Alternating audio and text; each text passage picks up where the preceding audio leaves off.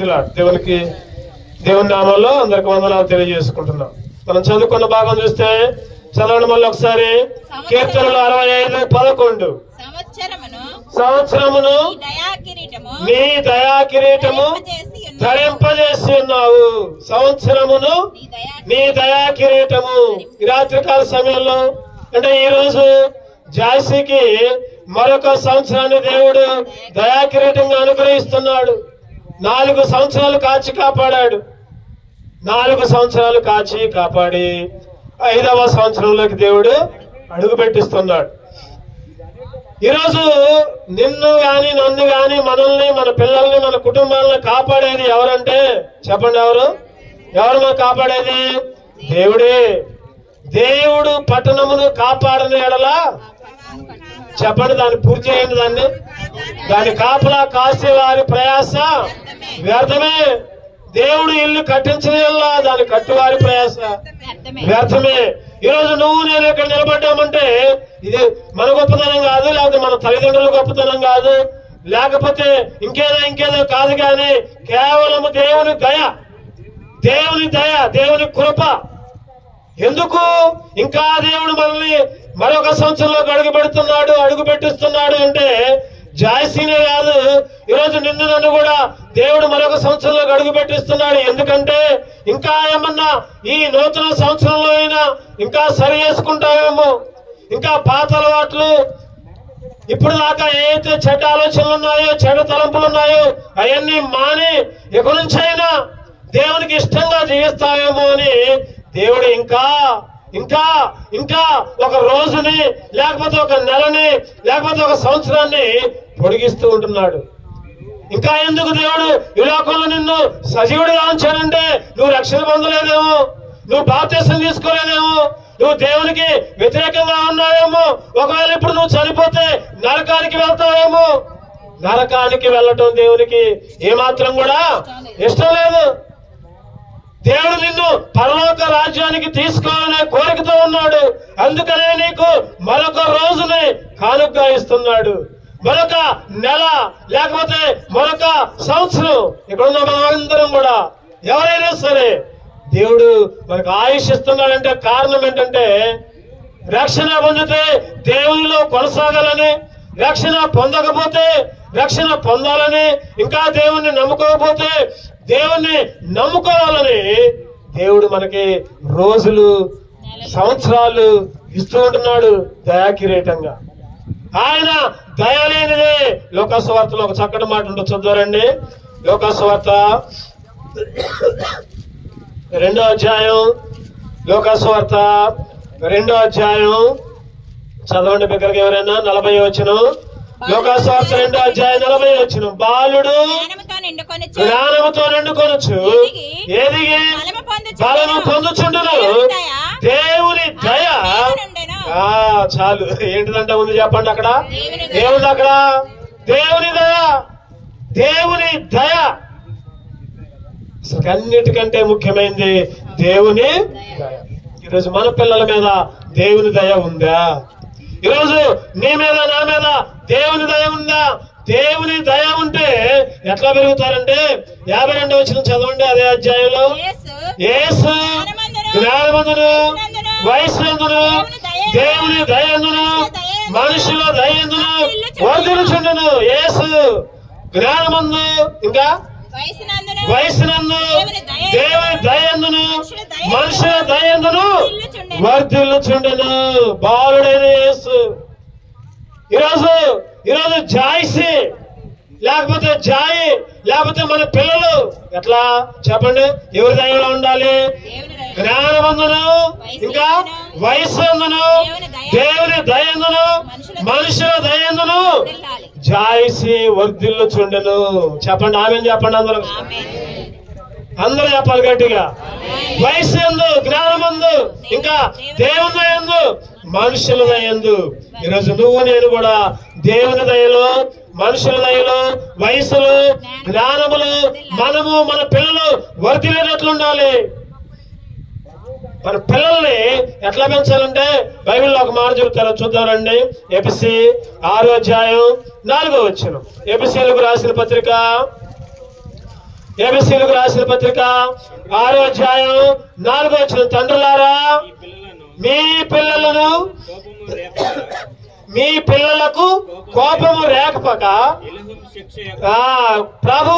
ప్రభు యొక్క శిక్షలోను బాధలోను వారిని పెంచుడి. తండ్రులారా మీ పిల్లల్ని పెంచేటప్పుడు ఏం చేయాలంటే కోపము రేపక. మీ పిల్లలకి కోపం రేపొద్దంట, కోపం రేపకూడదంట. జాగ్రత్త. తండ్రులు ఎవరన్నా ఉన్నారేమో, తల్లులు ఎవరన్నా ఉన్నారేమో, పిల్లలు పెంచేటప్పుడు పిల్లలకి కోపము రేపకుండా పెంచాలి. ఇంకా ఏం చేయాలంట? ప్రభు యొక్క శిక్షలోను బాధలోను వారిని పెంచాలి. ప్రభు యొక్క శిక్ష. ఈరోజు చాలా మంది పిల్లలు ప్రభు శిక్షలో లేరు, ప్రభు బోధలో లేరు. అందుకనే పెద్ద అయిన తర్వాత చెడ్డ అలవాట్లు, చెడ్డ ఆలోచనలు, చెడ్డ తలంపులు, తల్లిదండ్రులనే తిడుతున్నారు, తల్లిదండ్రులనే కొడుతున్నారు, తల్లిదండ్రులనే ఇంట్లోంచి తరుముతున్నారు. ఎందుకు కారణం? చిన్నప్పుడు సరిగా పెంచలా. ఎవరు శిక్షలో పెంచాలి చెప్పండి? ప్రభు యొక్క శిక్షలోను బోధలను వారిని పెంచాలి. ఇంకొక మాట చూద్దాం. కీర్తనలు 34వ అధ్యాయం 11వ వచనం. కీర్తనలు 34:11. పిల్లలారా మీరు వచ్చి నా మాట వినుడి, యెహోవా యందు భయభక్తులు మీకు నేర్పెదను. యెహోవా యందు భయభక్తులు పిల్లలకి నేర్పాలి. ఈరోజు పిల్లలకి అన్ని ఉన్నాయి, చదువుల కోసం, లేకపోతే ఇంకా దేనికో ఆస్తులని. పిల్లగాళ్ళు పుట్టక ముందే మావాడికి అది ఆస్తి, మావాడికి ఇది, లేకపోతే మావాడికి ఆ పొలం, మావాడికి ఆ ఇల్లని, లేదా మావాడు మంచిగా చదువుకోవాలని ఆ చదువులు కానీ వాటి కొరకు వీటి కొరకు లోకంలో వాటి కొరకు చాలా ప్రయత్నం చేస్తున్నాం. కానీ దేవుని యందు భయభక్తుల్లో పెంచడం మాత్రం నేర్పట్ల. మనం దేవుని యందు భయభక్తుల్లో పిల్లల్ని పెంచలేకపోతున్నాం. రాత్రికాల సమయంలో మన పిల్లల్ని ప్రభు యొక్క శిక్షలోను ప్రభు యొక్క బోధలో పెంచాలి. ఇంకా దేవుని యందు భయభక్తులు కలిగి ఎప్పుడైతే దేవుని యందు భయభక్తులు కలిగి మన పిల్లల్ని పెంచుతామో, దేవుడు అంటే మన పిల్లలకి దీర్ఘాయుష్ ఇస్తారంట. ఏం ఆయుష్ ఇస్తారు చెప్పండి? దీర్ఘాయుష్. దేవుని వలనే. దీర్ఘాయుష్ ఎవరి వలన? దేవుని వలన. చదవండి. సామెతలు 9వ అధ్యాయం 11వ వచనం. సామెతలు 9:11. సామెతలు 9:11. నా వలన నీకు దీర్ఘాయువు కలుగును, నీవు జీవించు సంవత్సరములు అధికములగును. నా వలన అంటే దేవుని వలన దీర్ఘాయుష్. నువ్వు జీవించే సంవత్సరాలు అధికములైతాయి. ఇంకో మాట చూద్దారండి. సామెతలు 4వ అధ్యాయం 10వ వచనం. సామెతలు 4:10. నా కుమారుడా నీవు ఆలకించి నా మాటలను అంగీకరించినలా నీవు దీర్ఘాయుష్మంతుడు అగుదు. నా మాటలను అంగీకరిస్తే, దేవుని మాటలు అంగీకరిస్తే దీర్ఘాయుష్ నీకు. చెప్పండి, మన పిల్లల్ని ఎట్లా పెంచాలి? ప్రభు యొక్క శిక్షలో పెంచాలి. ఇంకా ప్రభు యొక్క బోధలో పెంచాలి. తర్వాత ఇంకా యెహోవా యందు భయభక్తుల్లో పెంచాలి. మరి మన పిల్లలకి దీర్ఘాయుష్ ఎప్పుడు వచ్చిందంటే దేవుని వలన మాత్రమే, దేవుని మాటకి లోబట్టడం వల్ల మాత్రమే. చాలా మంది అనుకుంటున్నారు కదా, దీర్ఘాయుష్ అంటే 100 సంవత్సరాలేమో అనుకుంటున్నారు. చెప్పండి, దీర్ఘాయుష్ అంటే 100 సంవత్సరాలేమో అనుకుంటారు. 100 సంవత్సరాల వాళ్ళు ఎవరినన్ను అడగండి, ఏందమ్మా సంగతి అంటే, అయ్యా ఎప్పుడు చస్తున్నావు అయ్యా, దేవుడు ఎప్పుడు తీసుకుంటాడు అంటారు. ఈరోజు దేవుడిచ్చే దీర్ఘాయువు అంటే శారీరకంగా కాదు, కానీ ఆత్మీయంగా కొన్ని వేల సంవత్సరాలు, కొన్ని యుగాలు దేవుని రాజ్యములు, పరలోక రాజ్యములు యేసుక్రీస్తుతో పాటు నువ్వు ఉంటావు. అది దీర్ఘాయుష్. ఆ దీర్ఘాయువు కొరకు నువ్వు తాపత్రయపడాలి. ఈ లోకంలో ఎంతసేపు బతకాలి, ఎక్కువ సంవత్సరాలు బతకాలా అని ఆలోచన వద్దు, కానీ బ్రతికితే మంచిదే. పౌలు అంటాడు కదా, ఏమంటాడు చెప్పండి? నా మట్టుకైతే బ్రతుకుట క్రీస్తే, చావైతే లాభం. ఈరోజు దీర్ఘాయుష్. ఈరోజు చనిపోయినా కూడా నువ్వు నేను బ్రతుకుతాం. ఎవరైతే యేసుక్రీస్తుని అంగీకరిస్తారో వాళ్ళకు మాత్రమే శాశ్వత జీవం, పరలోక రాజ్యం. యేసుక్రీస్తుని నమ్ముకోకపోతే నరకమే, అగ్నిగుణమే. వాళ్ళకి దీర్ఘాయుష్ ఉండదు. బైబిల్ చెప్తుంది కదా, యేసుక్రీస్తుని నమ్ముకుంటే పరలోక రాజ్యం. చనిపోయినా కూడా మరలా బ్రతుకుతారు. యేసుక్రీస్తుని నమ్ముకోకపోతే చనిపోయిన తర్వాత రెండవ మరణం, అక్కడ అగ్ని ఆరదు. చెప్పండి, అగ్ని ఆరదు. ఈ రాత్రికాల సమయంలో ఈరోజు నీ పరిస్థితి ఎట్లా ఉంది? నీ పిల్లల పరిస్థితి ఎట్లా ఉంది? ప్రభు యొక్క శిక్షలో ఉన్నారా? ప్రభు యొక్క బోధలో ఉన్నారా? భయభక్తుల్లో ఉన్నారా? నువ్వు, నీ పిల్లలు కాదు, ముందు నీ సంగతి అండి. ముందు నువ్వు భయభక్తుల్లో ఉన్నావా? ముందు నువ్వు ప్రభు శిక్షలో ఉన్నావా? నువ్వు ప్రభు యొక్క బోధలో ఉన్నావా? నువ్వు దేవుని మాట వింటున్నావా? దేవునికి లోబడుతున్నావా? ఈ రాత్రికాల సమయంలో దేవుడు మాట్లాడుతూ ఉంటే సరి చేసుకోవాలి. ఇంకా నేను దేవుల్లో లేనే, ఇంకా దేవుడి గురించి వింటున్నా గానీ ఇంకా రక్షణ పొందట్లేదే, ఇంకా బాప్తిసం తీసుకోవట్లేదే, ఇంకా దేవుని మందిరానికి వెళ్ళట్లేదే. ఒక్కసారి ఆలోచించు. ఇంకా దేవుడు నీకు ఇంకా ఒక రోజు ఇస్తున్నాడు, ఇంకా ఒక సంవత్సరం ఇస్తున్నాడు. కారణం నువ్వు రక్షణ పొందాలని, నువ్వు బాప్తిసం తీసుకోవాలని, నువ్వు దేవుని అంగీకరించుకోవాలని. ఎప్పుడైతే దేవుడు సంవత్సరాలను దయా కిరీటంగా అనుగ్రహిస్తాడు, ఆ సంవత్సరంతో పాటు ఇంకా దేవుడు ఏం అనుగ్రహిస్తాడంటే నిన్ను నీ కుటుంబాన్ని ఆశీర్వదిస్తాడు. నీ కుటుంబాన్ని దీవిస్తూ ఉంటాడు. నీ పిల్లల్ని ఒలీవ మొక్కల్లాగా. చదువుతారండి 128వ కీర్తన 128వ కీర్తన చదవండి బిగ్గరగా. యెహోవా యందు భయభక్తులు కలిగి ఆయన త్రోవలందు నడుచు వారందరి ధనులు. నిశ్చయముగా నీవు నీ చేతుల కష్టార్జితమును అనుభవించదువు. నీవు ధన్యుడవు, నీకు మేలు కలుగును. నీ లోకిట నీ భార్య ఫలించు ద్రాక్షవల్లి వలె ఉండును. నీ భోజనపు బల చుట్టూ నీ పిల్లలు ఒలీవ మొక్కల వలె ఉందురు. యెహోవా యందు భయభక్తులు గలవాడు ఇలాగూ ఆశీర్వదించబడును. సీయోనులో నుండి యెహోవా నిన్ను ఆశీర్వదించును. నీ జీవిత కాలమంతయు యెరూషలేమునకు క్షేమము కలుగుట చూచెదవు. నీ పిల్లలను నీవు చూచెదవు. ఇశ్రాయేలు మీద సమాధానముండునుగా. ఈ అధ్యాయంలో ఉన్న దీవులన్నీ నీకే. ఈ అధ్యాయంలో ఉన్న దీవులన్నీ నీకు, నీ భార్యకి, నీ భర్తకి, లేకపోతే నీ పిల్లలకి, నీ కుటుంబానికి. ఎప్పుడైతే యెహోవా యందు భయభక్తులు కలిగి జీవిస్తావు, ఆయన త్రోవల్లో నడుస్తావు, దేవుడు నిన్ను గొప్పగా ఆశీర్వదిస్తాడు, గొప్పగా దీవిస్తాడు. ఈ లోకపరంగా ఉద్యోగం లేకపోవచ్చు, లోకపరంగా డబ్బు లేకపోవచ్చు, లోకపరంగా ఆస్తులు అంతస్తులు లేకపోవచ్చు, కార్లు బంగ్లాలు లేకపోవచ్చు, కానీ చెప్పన సఖ్యమును మహిమాయుక్తమైన సంతోషం దేవుడు నీకు ఇస్తాడు. దేవుణ్ణి అంగీకరిస్తే చాలు, దేవుని నమ్ముకుంటే చాలు. శారీరక పరంగా ఆరోగ్యాలు ఉండకపోవచ్చు, ఎప్పుడు చూసినా ఏదో ఒక సమస్య ఉండవచ్చు, కానీ ఆత్మీయంగా సంతోషాన్ని దేవుడు ఇస్తాడు, ఆత్మీయంగా ఆనందాన్ని ఇస్తాడు, ఒక నిరీక్షణ ఇస్తాడు. చనిపోతే పరలోక రాజ్యానికి వెళ్తా, అది నిరీక్షణ. అందుకే ఏం చేయాలంటే మనందరం కూడా చెప్పండి, యెహోవా యందు భయభక్తులు కలిగి ఉండాలి. యెహోవా యందు భయభక్తులు కలిగి ఉండాలి. ఒక కుటుంబం ఉంది, యెహోవా యందు భయభక్తులు కలిగిన కుటుంబం. ఆ కుటుంబం గురించి మనం క్లుప్తంగా కొన్ని విషయాలు మనం ధ్యానం చేసుకొని ముగించుకుందాం రండి. ఆదికాండం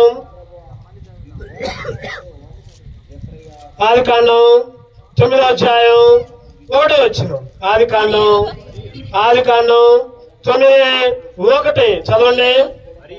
మరియు దేవుడు నోవాహును అతని కుమారులను ఆశీర్వదించి మీరు ఫలించి అభివృద్ధి పొంది భూమిని నింపుడి. ఎవరి కుటుంబం చెప్పండి అందరూ? ఎవరి కుటుంబం? నోవాహు కుటుంబం. మొట్టమొదటి కుటుంబం ఆదాము కుటుంబం. ఆదాము తర్వాత వాళ్ళందరూ గతించిపోయారు. నోవాహు వచ్చాడు. నోవాహు కుటుంబం. అందరూ జల ప్రళయంలో కొట్టుకొని పోయారు. దగ్గర 150 సంవత్సరాలు ప్రవశించాడు, వాడ తయారు చేశాడు, అందరికీ చెప్పాడు, ఇగో జల ప్రళయం వస్తుంది, రమ్మ వాళ్ళకి రండి, చావకుండా బ్రతకండి అని అందరిని పిలిచాడు. ఎవరో కూడా పోరా ముసలోడా, నువ్వేంద్రా మాకు చెప్పేది, ఎప్పుడు రావాలరా జల ప్రళయం అని అందరూ చిన్న పిల్లలు కూడా వెక్కిరించారు. ఈ రోజుల్లో కూడా చాలా మంది సేవకులు సువార్త చెబుతున్నారు, ఇగో 2వ రాకడ వస్తుంది, యేసుక్రీస్తు త్వరలో రాని ఉంటున్నాడు, రక్షణ పొందండి, మారు మనసు పొందండి. ఎవరు కూడా ఇంటల్లా, చెప్పట్లా, ఎవరు కూడా రక్షణ పొందట్లా. వచ్చినప్పుడు చూద్దాంలే, తర్వాత చూద్దాంలే, మేము పెద్ద అయినప్పుడు బాప్తిసం తీసుకుంటాంలే, లేదా మాకేదైనా సమస్య వచ్చినప్పుడు మందిరానికి పోతాంలే అంటారు. కానీ మనకి ముందుగా ఒక ఉదాహరణ జరిగింది, ఖచ్చితంగా జరిగింది. అది నోవహు కాలంలో జరిగింది. అందరూ కూడా కొట్టుకొని పోయారు. ఎవరైతే ఓడలోకి వచ్చారో ఆ ఓడలో ఉన్న వాళ్ళు మాత్రం రక్షణ పొందారు. ఎవరు వచ్చారు ఆ ఓడలోకి? నోవహు కుటుంబం. ఏ కుటుంబం కూడా రాలా ఓడలోకి, ఏ కుటుంబం రాలా, ఏ మనిషి రాలా. చూడండి, మొన్న ఈ మధ్య ఒక 2 రోజులు గట్టిగా వర్షం కురిస్తేరికి ఎన్నో వరదలు, ఎంతో మంది కొట్టకపోయారు, ఎన్నో ఇల్లు మునిగిపోయినాయి. చెప్పలేని సమస్య. 40 రోజులు రాత్రి పగళ్ళు తూములు ఇప్పాడు, ఆకాశ తూములు, మొత్తం ప్రపంచం మొత్తం మునిగిపోయింది. ఎవరైతే ఓడలోకి వచ్చారో వాళ్ళు మాత్రమే రక్షణ. నోవహు కుమారులు. అక్కడ ఒక మాట ఉంది, చదవండి మళ్ళీ ఒకసారి. అదే అధ్యాయం 9వ వచనం 1వ వచనం. మరియు దేవుడు నోవహును అతని కుమారులను ఆశీర్వదించి, మీరు ఫలించి అభివృద్ధి పొంది భూమిని నింపుడి. మీరు ఫలించి అభివృద్ధి పొంది భూమిని నింపుడి. ఈ వాక్య భాగాన్ని క్లుప్తంగా ఒక 1/2 గంట 2 నిమిషాలు ధ్యానం చేసుకొని మనం ముగించుకో. నోవహు కుమారుల్ని దేవుడు ఆశీర్వదించాడు. ఈరోజు మన పిల్లలను కూడా దేవుడు ఆశీర్వదించబోతున్నాడు, దేవుడు ఆశీర్వదిస్తున్నాడు. ఎట్లా అంటే మంచి గోధుమ పంటతో. ఎట్లా చెప్పండి? మంచి గోధుమ పంటతో. అందుకనే ఒక మాట ఉంది, కీర్తనలు 144:12 చదవండి. కీర్తనలు 144:12. కీర్తనలు మా కుమారులు తమ యవ్వన కాలమందు ఎదిగిన మొక్కల వలె ఉన్నారు, మా కుమార్తెలు నగరునకై చెక్కిన మూల కంబముల వలె ఉన్నారు. మా కుమారులేమో ఎట్లా ఉన్నారంట? ఎదిగిన మొక్కల్లాగా ఉన్నారంట. కుమార్తెలేమో నగరునకై చెక్కిన మూల కంబంలాగా. ఈరోజు జాయిసి ఒక మూల కంబం లాగా, లేకపోతే జాయి ఒక ఎదిగిన మొక్కలాగా, లేకపోతే మన కుమార్తెలు ఆ పేర్లు బదులు మన పిల్లల పేర్లు పెట్టుకుందాం. ఎదిగిన మొక్కల్లాగా ఉండాలి, నగరకై చెక్కబడిన ఒక మూల కంబల్లాగా ఉండాలి. 147:14 కీర్తనలు 147. నీ సరిహద్దులలో సమాధానము కలుగజేయవాడు ఆయనే, మంచి గోధుమ పంటతో తృప్తిపరిచేవాడు ఆయనే, మన పిల్లల్ని ఆశీర్వదించేవాడు ఆయనే. పిల్లలను ఆశీర్వదించి బలపరచని గుమ్మము, పిల్లలను ఆశీర్వదించి బలపరచని గుమ్మము, మంచి గోధుమ పంటతో తృప్తిపరచు వాడును. మంచి గోధుమ పంటతో తృప్తిపరచు వాడును. దేవునికి స్తోత్రము గానము చేయుటయే మంచిది. దేవునికి స్తోత్రము గానము చేయుటయే మంచిది. మన పిల్లల్ని ఆయన మంచి గోధుమ పంటతో తృప్తిపరుస్తాడు. ఎప్పుడు చెప్పండి? ఎప్పుడు చెప్పుకున్నాం మనం. ఒకటోది ప్రభు శిక్షలో, ప్రభు బోధలో పెంచాలి. రెండవది యెహోవా యందలి భయభక్తుల్లో పెంచాలి. ఇంకా మూడవది దేవుని మాటకి లోబడాలి, దేవుని మాటకి లోబడాలి. దీర్ఘాయుష్. దేవుని మందిరములో నాటబడిన మొక్కల్లాగా మన పిల్లలు మనం దేవుని మందిరంలో ఉంటే దేవుడు ఎన్నో ఆశీర్వాదం. నోవాహు కుమారుల్ని ఏం చేశాడు దేవుడు? చదవండి ఆ మాట మళ్ళీ ఒకసారి. మరియు దేవుడు నోవాహు కుమారులను ఆశీర్వదించి, చాలు. ఒకటో స్టెప్ ఏంటంటే దేవుడు ఏం చేస్తున్నాడంటే ఆశీర్వదిస్తున్నాడు. చెప్పండి, అందరూ చెప్పండి గట్టిగా, ఆశీర్వదిస్తున్నాడు. ఈరోజు ఆశీర్వాదం కావాలా? ఆశీర్వాదం వద్దు అన్నోళ్ళు ఎవరు ఉండరు? ఉంటారు ఎవరన్నా? ఇక్కడ ఉన్నోళ్ళు ఎవరైనా ఉన్నారా? మాకు ఆశీర్వాదం వద్దు అన్నోళ్ళు. ఈరోజు అందరికీ ఆశీర్వాదం కావాలి. దేవుడు ఆశీర్వదిస్తున్నాడు. ఆశీర్వాదం అంటే చెప్పండి, ఆశీర్వాదం అంటే రక్షణ. ఆశీర్వాదం అంటే చెప్పండి, రక్షణ.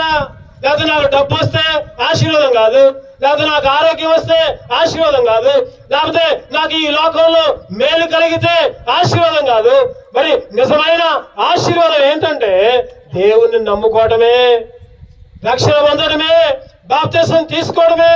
అందుకనే ఎబ్రీయులకు రాసిన పత్రిక 11వ అధ్యాయం 7వ వచనం చదవండి. ఎబ్రీయులకు రాసిన పత్రిక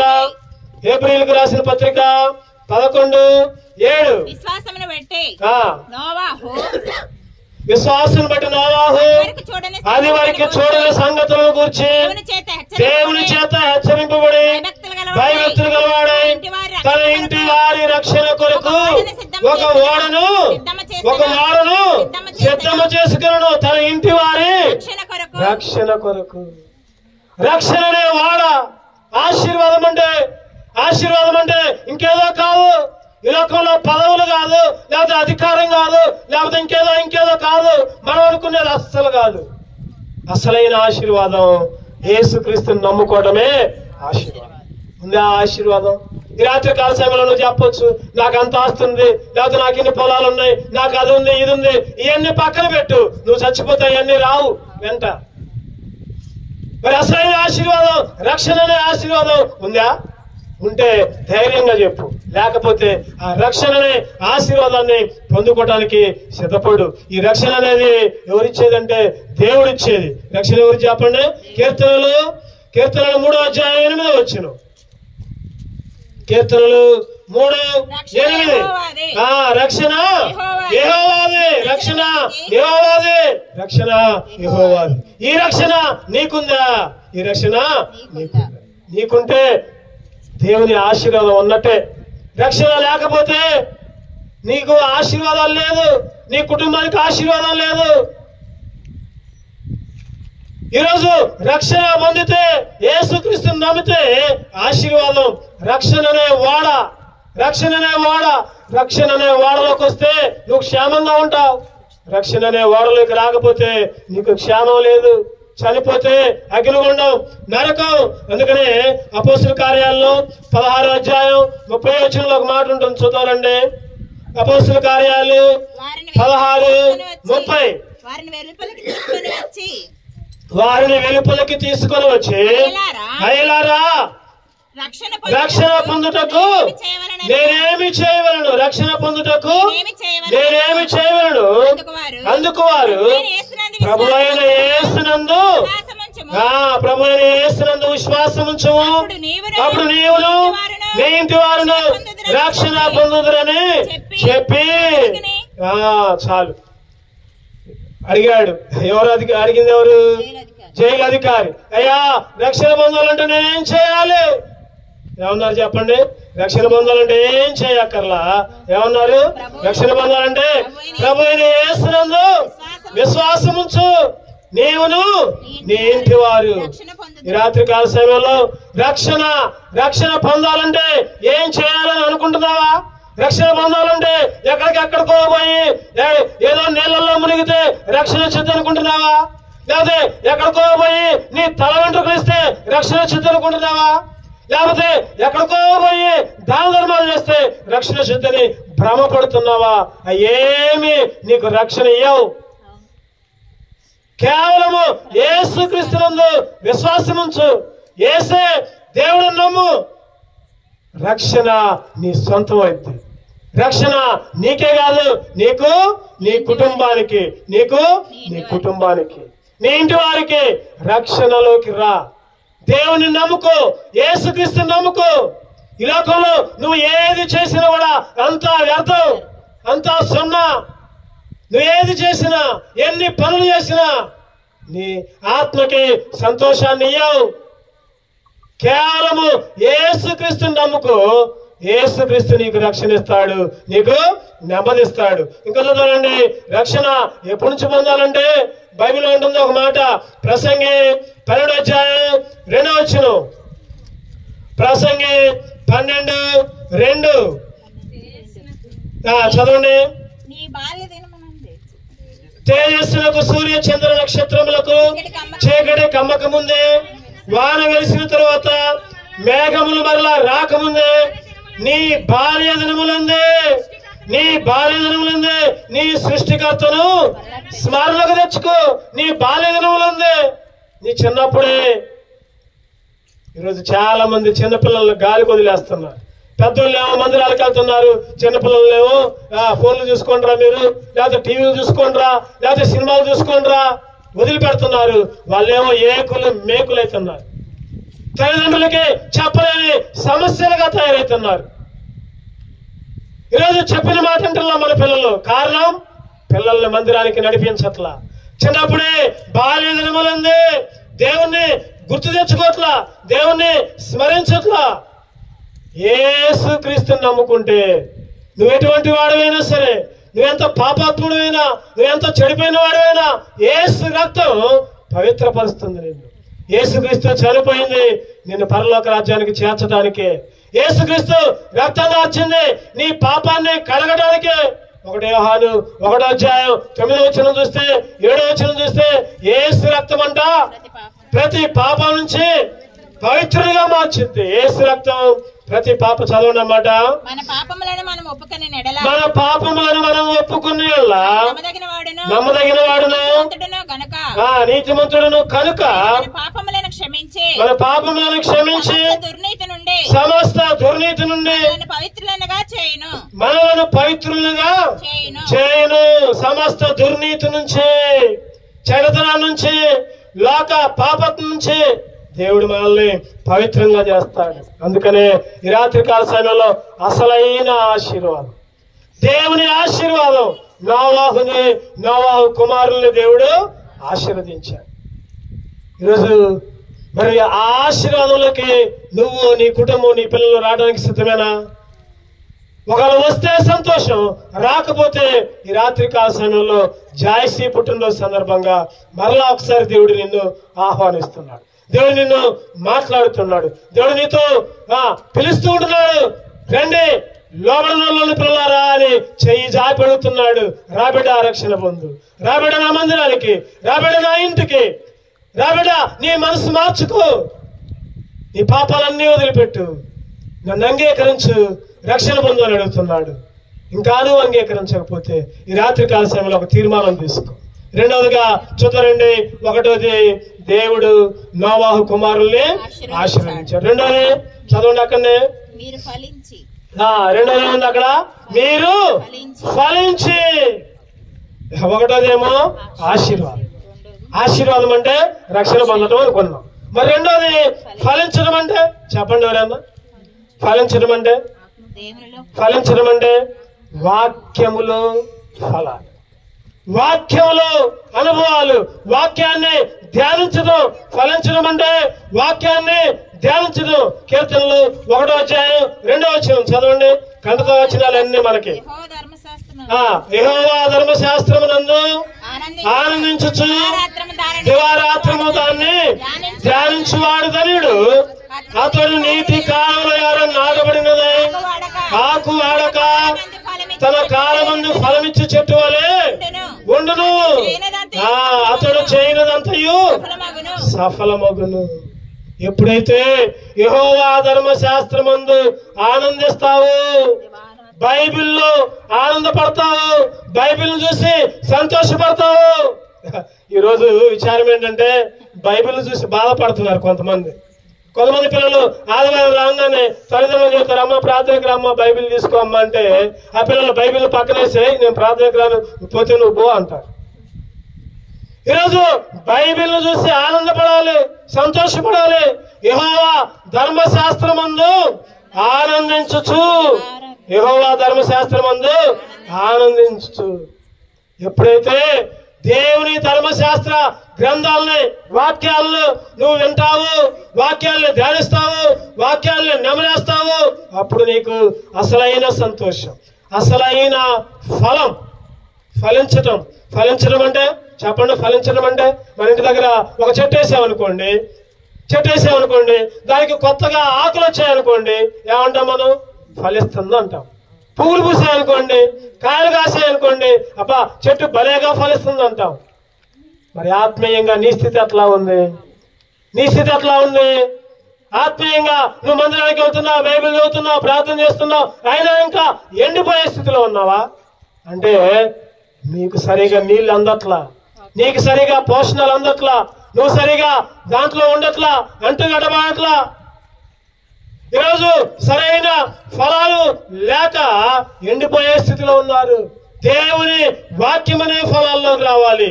2 తిమోతి 3:15-16 వచ్చిన చదువుకున్నారండి. 2 తిమోతి 3:15-16 చదవండి బిగ్గరగా. విశ్వాసము ద్వారా రక్షణార్థమైన జ్ఞానము నీకు కలిగించుటకు శక్తి గల పరిశుద్ధ లేఖనములను బాల్యము నుండి నీ వెరుగుదు కనుక. ఎవరు అంటున్నారు ఈ మాటలు? పౌలు గారు తిమోతితో రాస్తూ అంటున్నారు కదా, శక్తి గల పరిశుద్ధ లేఖనాలు అంట. ఏ లేఖనాలు ఇవి చెప్పండి? శక్తి గల పరిశుద్ధ లేఖనాలు. బాల్యము నుండి అంటే చిన్నప్పటి నుంచి దేవుని వాక్యాలు ఎరగాలి, దేవుని వాక్యాలు చదువుకోవాలి, దేవుని వాక్యాలు వినాలి, దేవుని వాక్యాలు గైకోవాలి, వాక్య ప్రకారం జీవించాలి. అప్పుడే ఫలాలు. అందుకనే యోహాను సువార్త 15:5 ఒక మాట ఉంటుంది.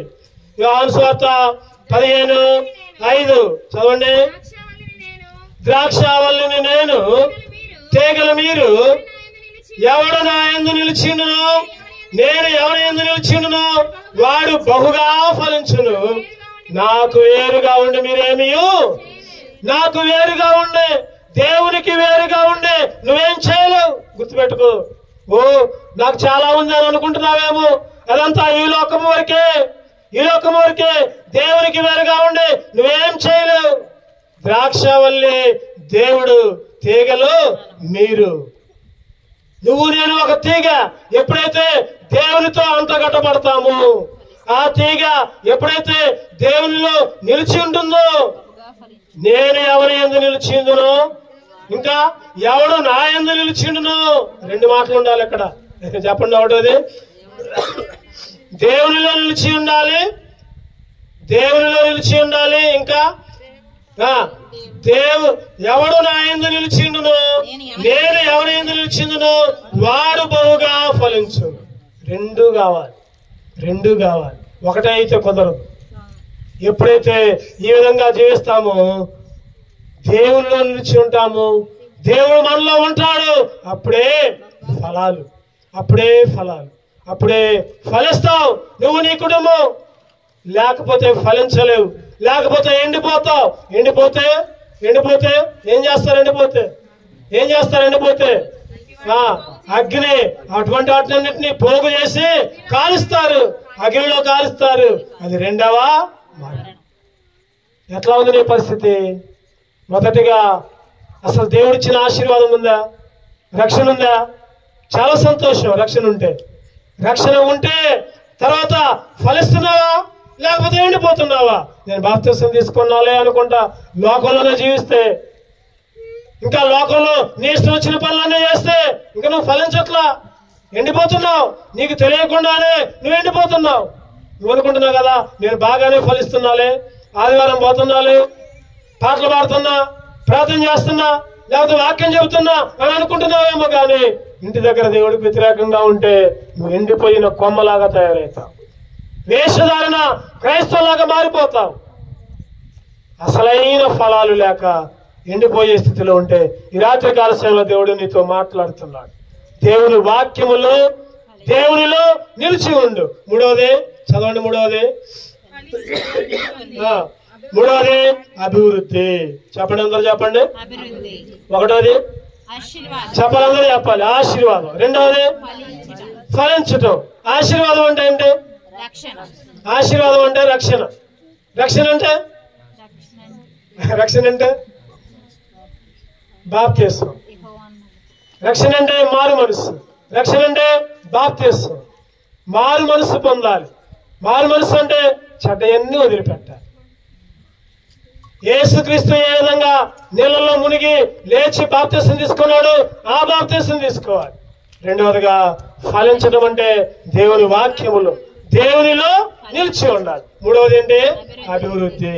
అభివృద్ధి అంటే చెప్పండి. అభివృద్ధి అంటే ఏంటి? అభివృద్ధి అంటే ప్రార్థన అనుభవం. చెప్పండి అందరూ ఒకసారి. అభివృద్ధి అంటే ప్రార్థన అనుభవం. ప్రార్థన అనుభవం లేదు. చూద్దానండి కీర్తనలో 118:25 కీర్తనలు 118:25 యెహోవా పేరిట 118:25 యెహోవా దయచేసి నన్ను రక్షించుము. యెహోవా దయచేసి అభివృద్ధి కలిగించుము. చాలు. యెహోవా దయచేసి అభివృద్ధి కలిగించు. అయ్యా నాకు అభివృద్ధి కలిగించయ్యా, నన్ను అభివృద్ధి పరిచయ్యా. అభివృద్ధి అంటే ప్రార్థన, వేడుకోలు, విన్నపాలు, మొరపెట్టడం.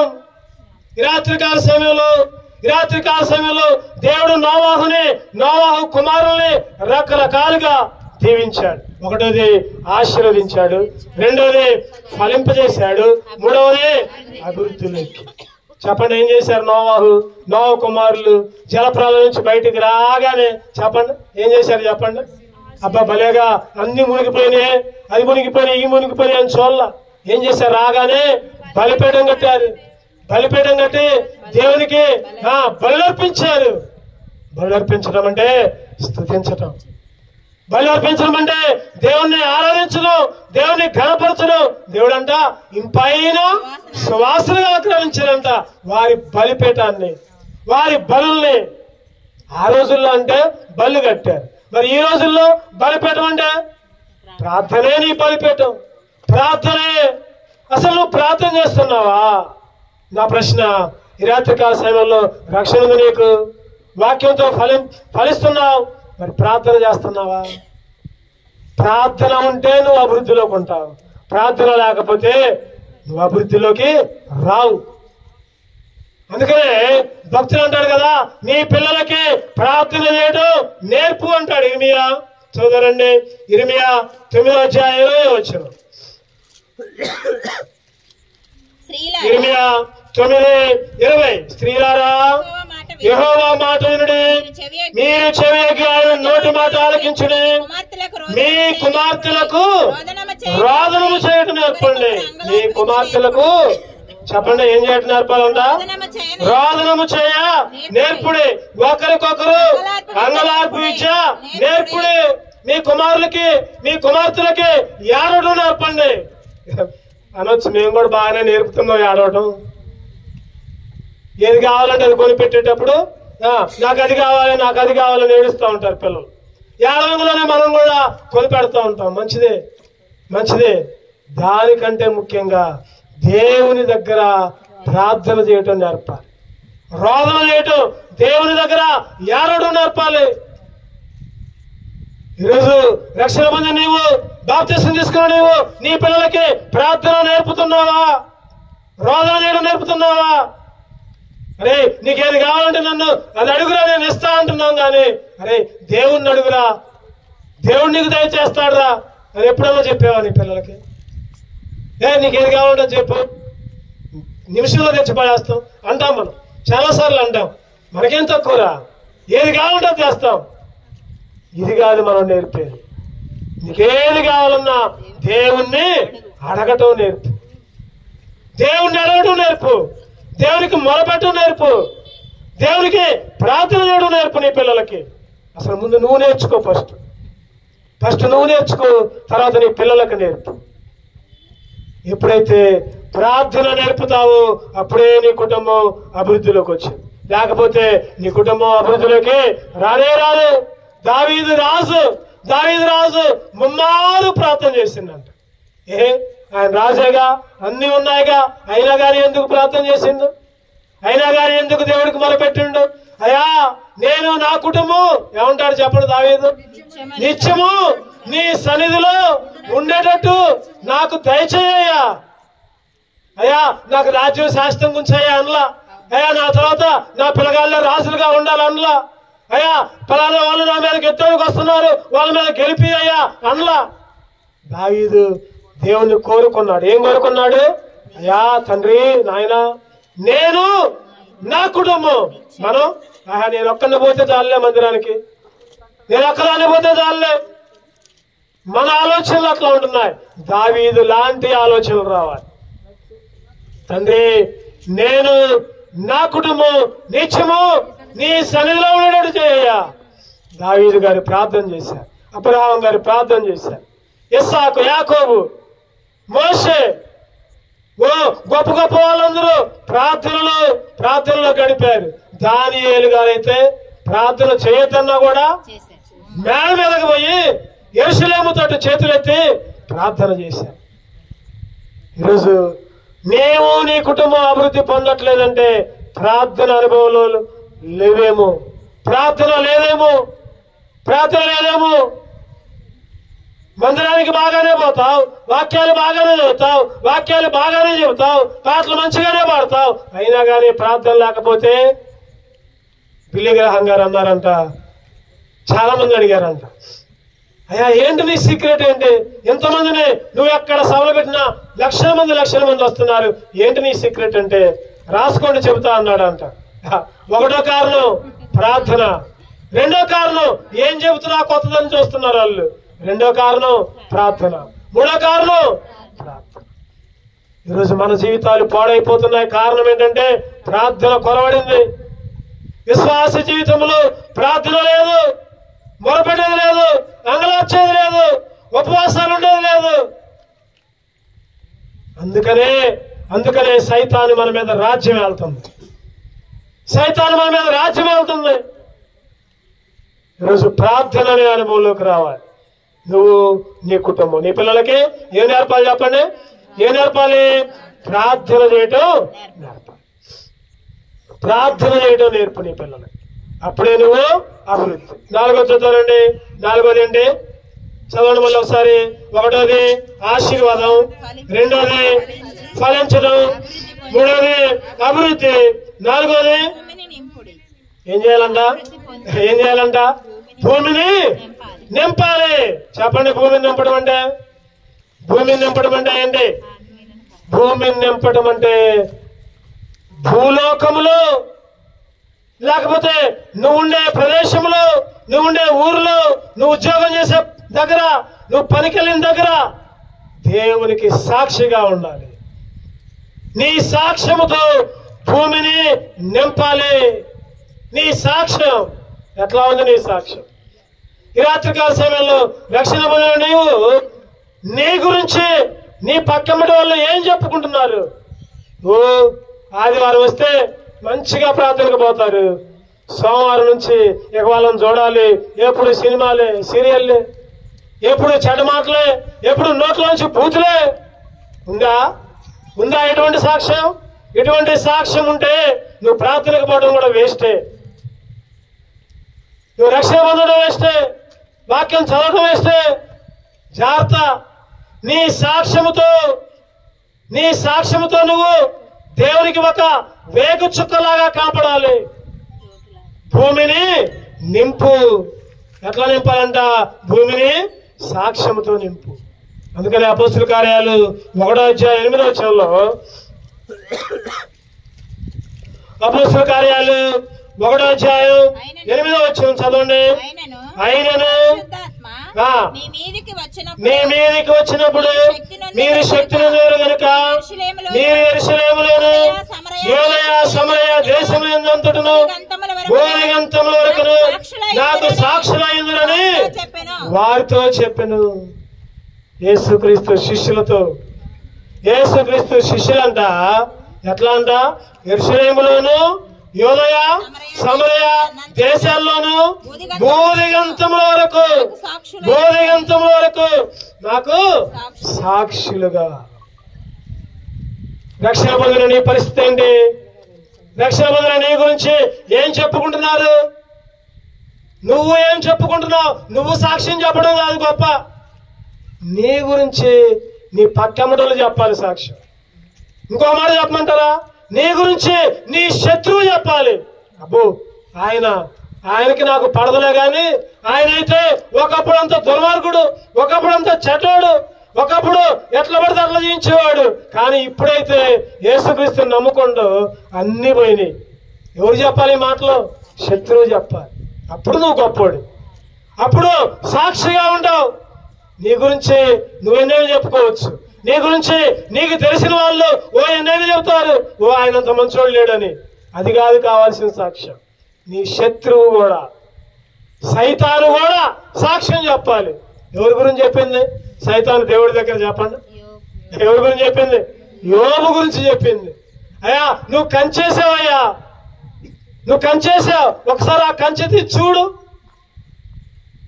ఈరోజు సైతాను కూడా నీ గురించి దేవుడి దగ్గర సాక్షిగా చెప్పాలి. ఫలానా ఆయన ఫలానామా వామ్ము నువ్వు చాలా భద్రత ఇచ్చావు, నీ భద్రత నుంచి తప్పి నేను చూసుకుంటా అనేటట్టు రావాలి. భూదిగంతముల వరకు ఎట్లా ఉండాలి చెప్పండి? సాక్షులుగా. నీ భూమిని నింపపోతే నింపపోయిను, కనీసం నీ గ్రామాన్నైనా, నీ బజార్నైనా, లేకపోతే నీ ఊర్లో నీ సాక్ష్యం ఎట్లా ఉంది? నువ్వు దేవుణ్ణి అంగీకరించిన పడవు కదా, నువ్వు ఉద్యోగం చేసే దగ్గర నీ సాక్ష్యం ఎట్లా ఉంది? నువ్వు పనికి పోతే పని దగ్గర నీ సాక్ష్యం ఎట్లా ఉంది? ప్రత్యేకమైన జీవితం. ఎటువంటి జీవితం చెప్పండి? మూర్ఖులైన ఈ తరము వారికి వేరే జీవించాలి. మూర్ఖులైన ఈ తరము వారికి వేరుగా జీవించాలి. ఏ కులమైనా ఏ మతమైనా నువ్వు ఎవరైనా సరే యేసుక్రీస్తుని నమ్మితే రక్షణ ఉంటుంది. యేసుక్రీస్తుని నమ్మితే యేసుక్రీస్తు శిష్యుడిగా మారుతావు, యేసుక్రీస్తుకి సాక్షిగా మారుతావు.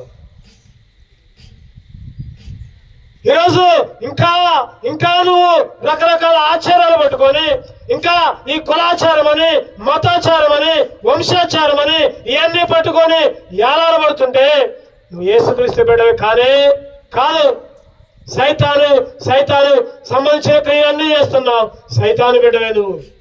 ఈ రాత్రికాల సమయంలో భూమిని నింపాలి. ఎట్లా నింపాలంటే భూమిని చెప్పండి? నీ సాక్ష్యముతో నింపాలి. 4 రకాల ఆశీర్వాదాలు చెప్పండి. ఒకటోది ఆశీర్వాదం అంటే రక్షణ అనే ఆశీర్వాదం.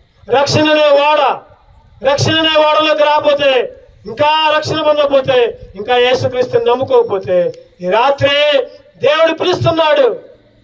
రక్షణ పొందు. యేసుక్రీస్తు తప్ప నిన్ను పరలోక రాజ్యం ఎవరు కూడా చేర్చలేరు. పక్కా ఇది.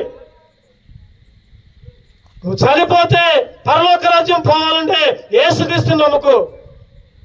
ఇంకా ఎవరిని నమ్ముకున్నా కూడా నువ్వు అగ్నిగుండానికి నరకానికి పోతావు. యేసుక్రీస్తుని నమ్ముకున్న తర్వాత ఫలించాలంటే వాక్యములో అభివృద్ధి చెందాలి. ఫలించిన తర్వాత అభివృద్ధి చెందాలంటే ప్రార్థనలో గడపాలి, ప్రార్థన చేయాలి, మొరపెట్టాలి.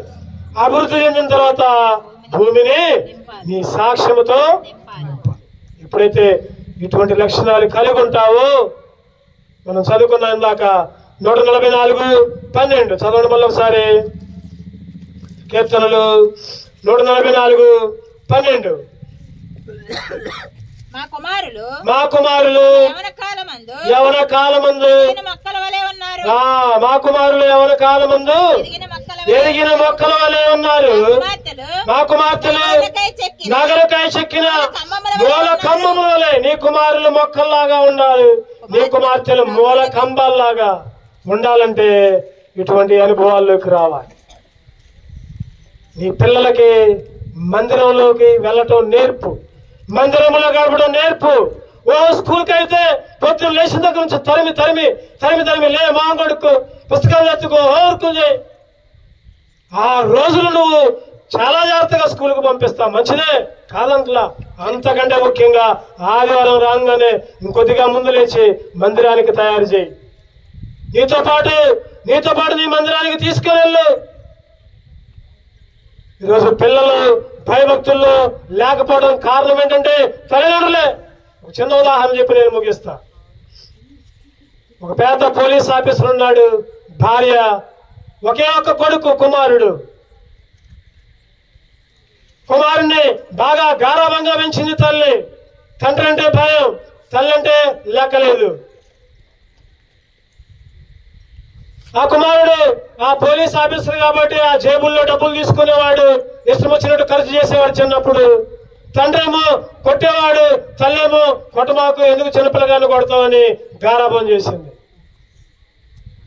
ఆ విధంగా జరుగుతుంది. చిన్న దొంగతనాలు పోయాయి, పెద్ద దొంగతనాలు అయ్యాయి. పెద్ద అయినప్పుడు ఇంకా కొన్ని సంవత్సరాలు గడిచాయి. ఆ పోలీస్ ఆఫీసర్ డ్యూటీకి వెళ్ళేటప్పుడు యాక్సిడెంట్ అయింది, చనిపోయాడు. తల్లి కొడుకు మిగిలారు. తల్లి కొడుకు మాత్రమే మిగిలారు. కొడుకేమో చెడ్డగా వ్యసనాలన్నీ వచ్చాయి, ఇష్టం వచ్చినట్టు ఖర్చు చేసుకుంటూ జీవిస్తున్నాడు. తల్లేమో పరిస్థితి తారుమారైపోయింది. ఒకప్పుడేమో ఉద్యోగం, భర్త, ఇప్పుడు భర్త లేడు, డబ్బులన్నీ అయిపోయాయి, డబ్బులన్నీ ఖర్చు పెట్టాడు. తల్లి ఆ ఇంట్లో పని చేస్తుంది. కుమారుడు పెద్దోడయ్యాడు, దొంగోడైపోయినాడల్లా వ్యభిచారయ్యాడు, హత్య చేయడం మొదలుపెట్టాడు. ఇక లాభం లేదని అనుకుని వేరే దేశం వెళ్ళిపోయాడు. ఈ దేశంలో అందరూ నన్ను గుర్తుపడుతున్నారు, ఇక లాభం లేదనుకుని వేరే దేశం వెళ్ళిపోయాడు. వేరే దేశంలో కూడా ఇటువంటి జీవితమే. సౌదీ అరేబియా వెళ్ళాడు, ఇష్టం వచ్చిన జీవితం, కనపడే వాళ్ళందరినీ చంపడం, బ్యాంకులు దోచుకోవడం, హత్య చేయడం, స్త్రీలని మానభంగాలు చేయడం. ఓ చెడ్డ ప్రవర్తనకు అంతే లేకుండా పోయింది. తన గ్యాంగ్ మొత్తం ఇష్టం వచ్చిన రీతిలో జీవిస్తూ ఉంటున్నారు. ఒకరోజు అనుకోకుండా ఒక అమ్మాయిని చంపడం, ఆ అమ్మాయి యొక్క ఆ బంగారం మొత్తం దోసుకొని ఆ అమ్మాయిని చంపి తీసుకోవడం జరిగింది. పోలీసులు పట్టుకున్నారు, జైల్లోకి తీసుకుపోయారు. ఆ సౌదీ అరేబియా ఆ ప్రభుత్వం ఏం చేసిందంటే, నేరం రుజువైంది, హత్య, చంపడం జరిగింది, దోచుకోవడం జరిగింది, బంగారం అన్ని దొరికాయి, రెడీ హ్యాండెడ్ గా పట్టుకున్నారు, ఉరి శిక్ష వేశారు. ఏం వేశారు చెప్పండి? ఉరి శిక్ష వేశారు. ఇక అందరు టీవీల్లో చూస్తా ఉన్నారు, భారతదేశంలో కూడా చూస్తున్నారు, ఫలానా ఆయన ఒకప్పుడు పోలీస్ ఆఫీసర్ అంటే వాళ్ళ అమ్మాయి ఈ పరిస్థితి.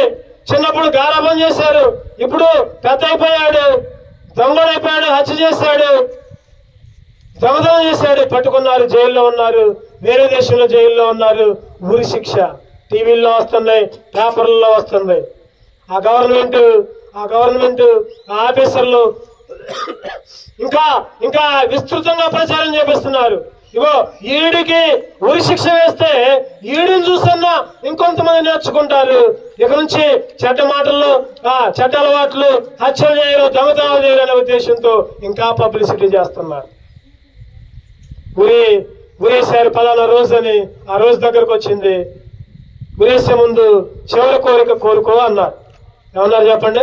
చివరి కోరిక అంటే చివరి కోరిక కోరుకో అన్నారు.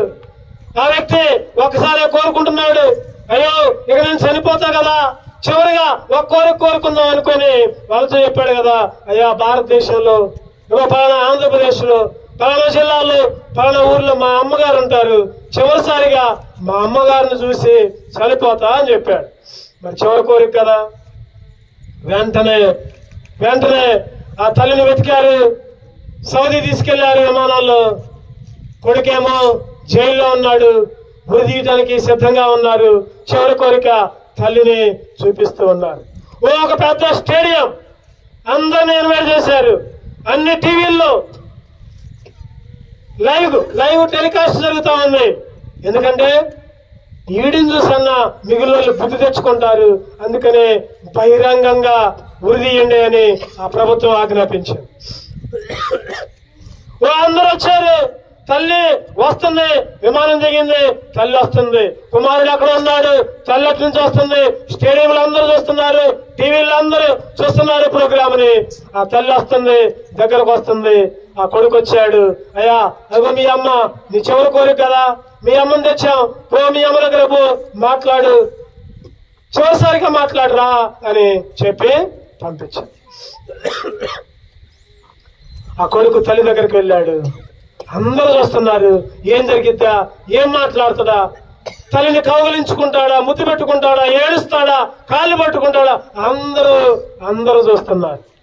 తల్లి దగ్గరకు వచ్చింది, కుమారుడి దగ్గరకు వచ్చాడు.